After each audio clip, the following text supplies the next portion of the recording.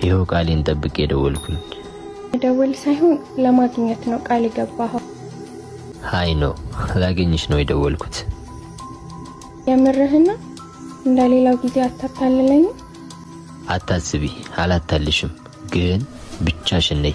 የት እንደምትሄጂ ማንን እንደምታገኝ ለማንም ሳትናገሪ ነይ። ሊስትሮ ልጅም ቢሆን ማወቅ የለበትም።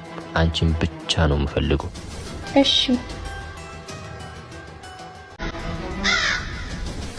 እንዴ ደሞ ዛሬ አገኛታለሁ ነው ያለው?